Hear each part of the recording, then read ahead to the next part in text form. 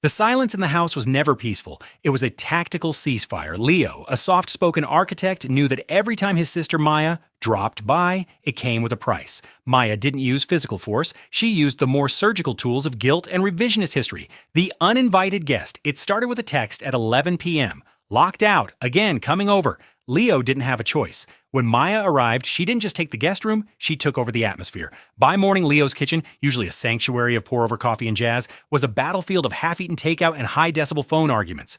"Leo, you're so rigid," she sighed, watching him organize the mail she'd scattered. "Mom always said you were the cold one. I'm just trying to live, you know?" Leo froze. Their mother had been gone for 3 years, and she had never said that, but Maya knew that the phantom of their mother's approval was the only leash Leo still responded to. The sabotage.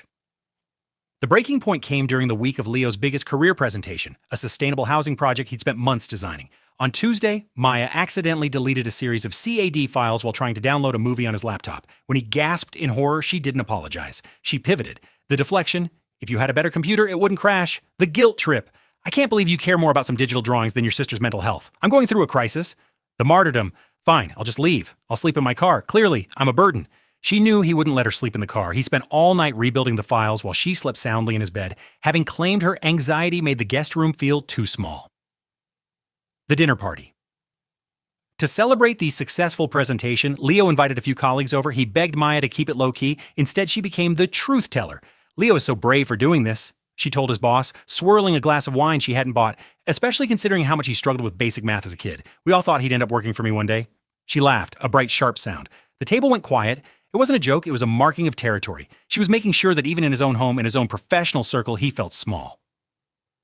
The boundary. After the guests left, Leo didn't yell. He didn't engage in the circular argument she was clearly baiting him into. He simply walked to the door and opened it.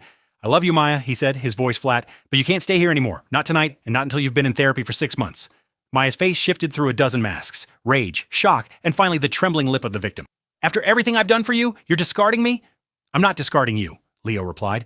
"I'm finding myself again. There isn't enough room in this house for both of us and your version of me." As the door clicked shut, the silence that followed wasn't a ceasefire. For the first time in years, it was actually peace.